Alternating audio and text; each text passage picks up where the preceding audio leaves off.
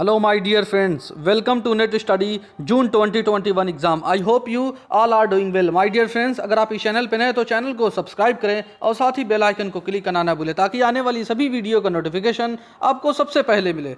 My dear friends, आज हम एक नई यूनिट की शुरुआत करने जा रहे हैं जिसमें हम बहुत अच्छे इसमें एमसीक्यूज लेके आए हैं. आप इसको वीडियो को ज़रूर एंड तक देखें और आपको इससे काफ़ी ज़्यादा बेनिफिट मिलने वाला है. तो फ्रेंड्स आइए चलते हैं, बिना टाइम वेस्ट किए हुए देखते हैं पहले क्वेश्चन को. The first question is, friends पहले क्वेश्चन में हमसे पूछा गया है कि consider the following statements regarding the national action plan on climate change. यानी जो national action plan on climate change से रिलेटेड जो स्टेटमेंट दी गई इसके बारे में हमसे पूछा गया है. इसकी 3 स्टेटमेंट दी गई है. पूछा गया कि कौन सा स्टेटमेंट जो है करेक्ट है. और जो स्टेटमेंट दिया गया स्टेटमेंट को फ्रेंड्स पढ़ते हैं. कहा गया कि स्टेटमेंट 1 कहता है कि इट कवर्स करता है 10 नेशनल मिशन. क्या ये 10 नेशनल मिशन को कवर करता है? क्या ये सही है? या फिर स्टेटमेंट सेकंड की बात करते हैं. The national mission on strategic knowledge for climate change is one of the components. क्या ये जो national mission on strategic knowledge for climate change है ये एक कंपोनेंट है? किसका कंपोनेंट है? NAPCC का. क्या ये कंपोनेंट है? क्या ये सही है? या तीसरा स्टेटमेंट जो पूछा गया है कि कह रहा है कि it aim at creating awareness about the threat pose by the climate change and the steps to counter it. कहा गया कि जो इसका एम है, किसका एम? NAPCC का यानी national action plan on climate change का जो एम है वो अवेयरनेस क्रिएट करना लोगों के बीच में, जो क्लाइमेट चेंज से जो खतरा पैदा होता है उसके बारे में यहाँ कहा गया कि अवेयरनेस फैलाना लोगों में. क्या ये स्टेटमेंट सही है? तो फ्रेंड्स अगर बात करते हैं स्टेटमेंट 1 की तो ये जो इसका जो ये 10 नेशनल मिशन को कवर नहीं करता है, इस वजह से ये हमारा इनकरेक्ट बन जाता है. और जो national action plan on strategic knowledge for climate change is one of the component, और ये एक कंपोनेंट है. किसका?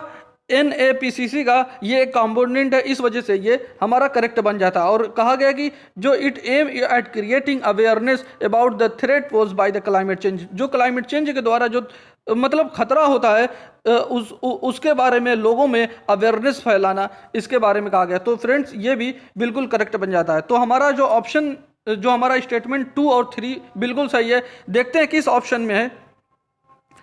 ऑप्शन बी जो होता है, इस वजह से इसका करेक्ट आंसर बन जाता है. इसके बारे में थोड़ा और डिटेल में देखें. ये 10 नेशनल मिशन को नहीं बल्कि देखते हैं कितने नेशनल मिशन को ये कवर कर रहा है.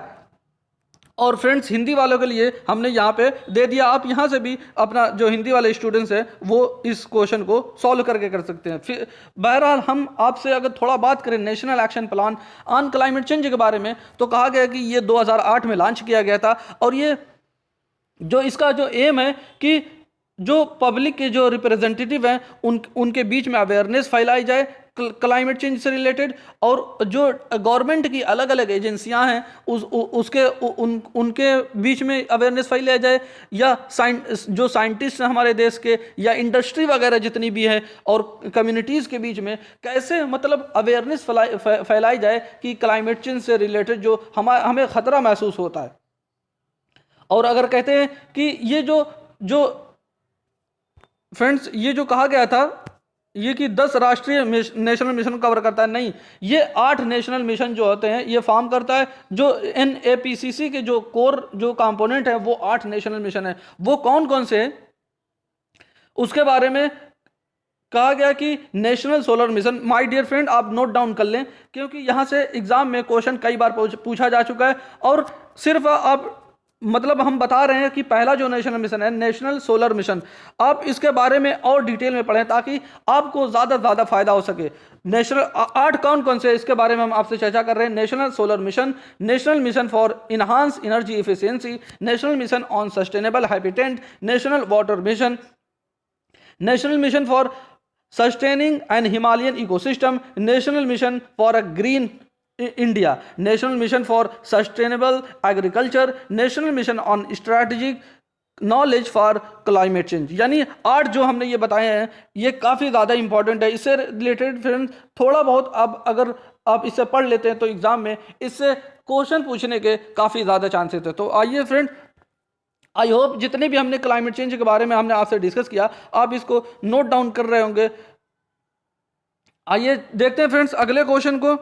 अगले क्वेश्चन में कहा गया कि which of the following is are impact of global warming. Global warming my dear friend काफ़ी ज़्यादा न्यूज़ में रहता है। आप इस वजह से इससे क्वेश्चन पूछने के काफ़ी ज़्यादा चांसेस है। पूछा गया कि जो ग्लोबल वार्मिंग होती है उसका क्या इम्पैक्ट है। हमने हर ऐसे क्वेश्चन को फ्रेंड यहाँ पे लिया है जो कि मतलब ज़्यादातर न्यूज़ में रहते हैं, और कोई भी आप पेपर उठा के देखें तो आपको पता चलेगा कि मतलब हाँ ग्लोबल वार्मिंग क्या होती है, नेशनल एक्शन प्लान क्या होता है, इससे रिलेटेड एग्जाम में बहुत बार क्वेश्चन पूछा जा चुका है। इस वजह से हम उन सभी टॉपिक को क्वेश्चन के माध्यम से कवर करने की कोशिश कर रहे हैं। तो आइए फ्रेंड देखते हैं कि ग्लोबल वार्मिंग का इम्पैक्ट जो होता है वो क्या क्या है। यहाँ पे हमें नंबर दे दिया गया, फिर ऑप्शन दिया गया कि कौन सा ऑप्शन इसमें करेक्ट है। कहा गया कि क्या इम्पैक्ट है किसका, ग्लोबल वार्मिंग का क्या इम्पैक्ट है कि राइज इन सी लेवल, क्या सी लेवल में वृद्धि हो जाना क्या इम्पैक्ट है। बिल्कुल सही है।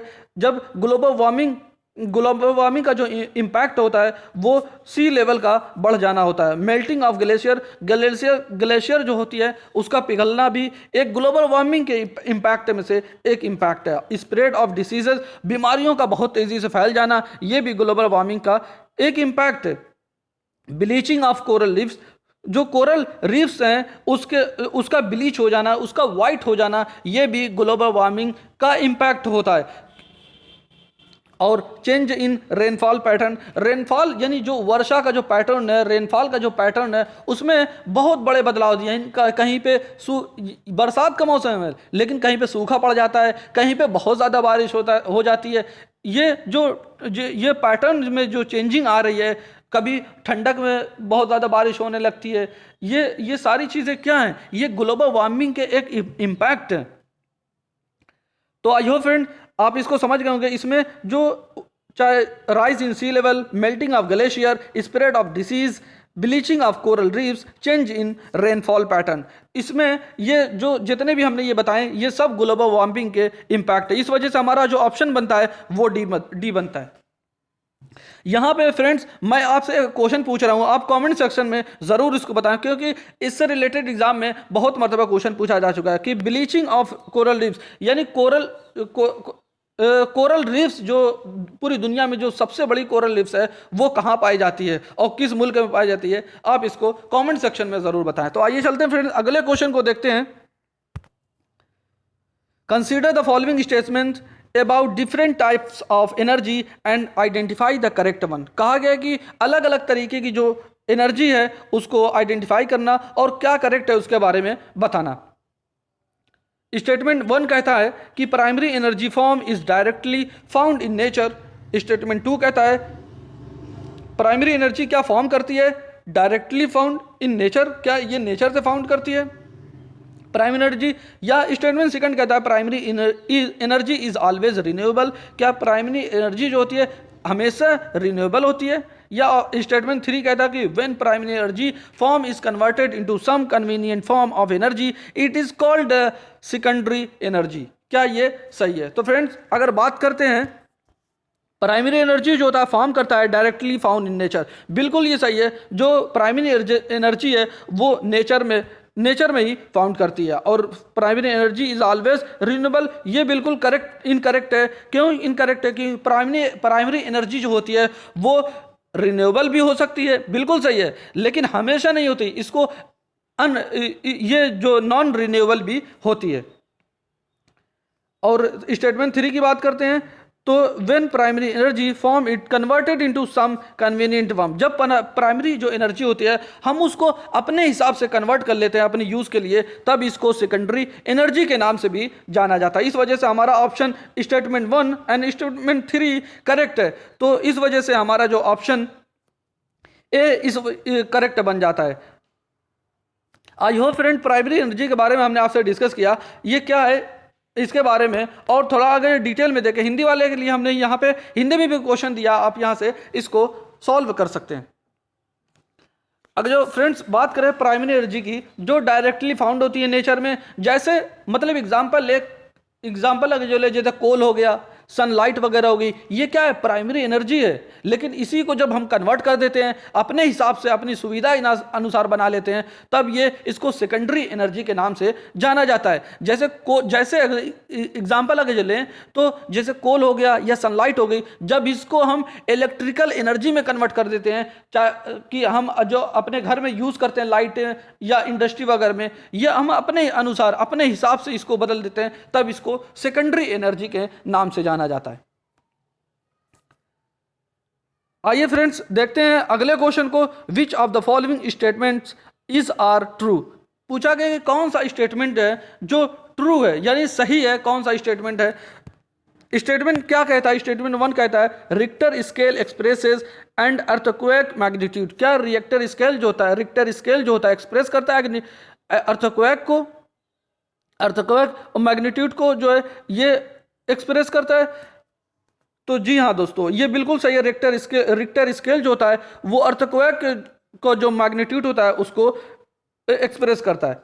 स्टेटमेंट 2 कहता है, इस वजह से ये करेक्ट बन जाता है। स्टेटमेंट 2 कहता है the point of the earth surface directly about the point where the earthquake occur is called epicentre. यानी जो अर्थक्वेक जो होता है वो जहां पे अकर होता है, जो उसका मेन पॉइंट होता है, वो उसको एपिसेंटर के नाम से जाना जाता है। तो इस वजह से ये भी स्टेटमेंट करेक्ट बन जाता है। स्टेटमेंट 3 की बात करें, generally the number of Richter scale ranges between 0 से 9। यानी जो रिक्टर स्केल होता है उसके बारे में कहा गया कि ये नंबर में 0 से 9 के बीच में, यानी जो इसका रेंज है 0 से 9 के बीच में ये होता है। क्या ये सही है? बिल्कुल सही है ये। तो फ्रेंड्स हमारी तीनों स्टेटमेंट ट्रू बन जाती है, इस वजह से हमारा जो ऑप्शन होगा ऑप्शन डी करेक्ट हो जाएगा। अगर फ्रेंड्स बात करें रिक्टर स्केल के बारे में, तो कहा गया कि रिक्टर स्केल जो था ये अमेरिका में डिवाइस किया गया था 1935 में, जो कि चार्ल्स रिक्टर ने इसको बनाया था, और टेक्निकली इसको लोकल मैग्नीट्यूड स्केल के नाम से जाना जाता है। और अगर इसको जो चार्ल्स एफ रिक्टर जो थे वो एक सिस्मोलॉजिस्ट थे जो अमेरिकन थे, और इसकी जो रेंज होती है नापने की वो 0 से 9 होती है, और इसकी कोई अपर लिमिट एग्जिस्ट नहीं करती, यानी 9 से ज़्यादा अभी तक ये एग्जिस्ट नहीं करता है। आई होप फ्रेंड ये क्या है इसके बारे में हमने आपसे चर्चा की, आप इसको समझ गए होंगे। आइए चलते हैं फ्रेंड्स, ये नाम आप ज़रूर याद रख लें कि चार्ल्स एफ रिक्टर ने इसको ढूंढा था, जो कि एक सीस्मोलॉजिस्ट थे और वो अमेरिकन थे। आइए देखते हैं फ्रेंड्स अगले क्वेश्चन को। अगले क्वेश्चन में क्या कहा गया है कि ऑल ऑफ द फॉलोइंग और कॉजेज ऑफ लैंडस्लाइड एक्सेप्ट। कहा गया कि जो लैंडस्लाइड का जो वजह होती है, जो क्या कारण बनते हैं लैंडस्लाइड के, उसके बारे में कहा गया कि मतलब इसमें जो ऑप्शन हमें दिया गया है इसमें सभी हैं लैंडस्लाइड की कॉज, लेकिन इसमें एक कौन सा ऐसा है जो लैंडस्लाइड का कॉज नहीं है, उसका कारण नहीं है। ऑप्शन देखते हैं, ऑप्शन में क्या कहा गया कि geological weak material, erosion, depleting ground water tables, intense rainfall. तो फ्रेंड इसका जो करेक्ट आंसर है वो ऑप्शन सी है। ये जो लैंडस्लाइड का जो कॉज है, जो वजह है, वो depleting of ground water tables नहीं है, और बाकी geological weak material, erosion, intense rainfall इसकी जो मेन वजह हैं, जो मेजर कॉजेज हैं इसके, वो ही हैं। वो जियोलॉजिकल वीक मटेरियल किस वजह से है कि जब रॉक का जो स्ट्रक्चर होता है उसके कॉम्पोजिशन में जब वीकनेस होती है तब वो इसका जो मेन काज बन जाता है लैंडस्लाइड का। अगर इरोजन की बात करें तो इरोजन जो होता है जैसे वेजिटेशन हो गया, cutting down of vegetation, construction of roads might increase vulnerability of the train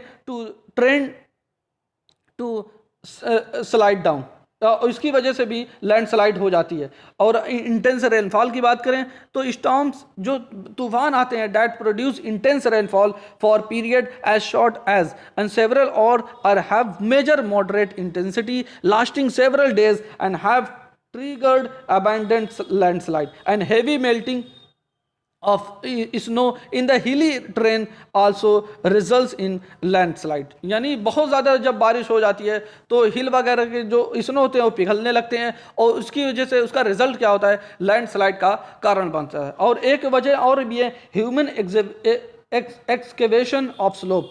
यानी जब माइनिंग वगैरह होती है, डिफॉरेस्टेशन होता है, इरिगेशन होती है, ये सारी चीज़ों की वजह से भी लैंडस्लाइड का कारण बन जाता है। आई होप फ्रेंड ये क्या है, इसके बारे में हमने आपसे चर्चा की, आप इसको समझ गए होंगे कि जो geological weak material erosion, intense rainfall के बारे में हमने आपसे चर्चा की और इसकी जो मेन वजह है लैंडस्लाइड की वो ये है। लेकिन depleting of ground water table जो होता है ये इसकी मेन वजह नहीं है। आइए फ्रेंड्स, आज का हमारा ये लेक्चर यहीं पे एंड होता है। हम मिलेंगे आपके साथ एक नई वीडियो में और नए क्वेश्चन के साथ। तब तक खुश रहिए, अपना ख्याल रखिए। Thank you for watching video. God bless you all.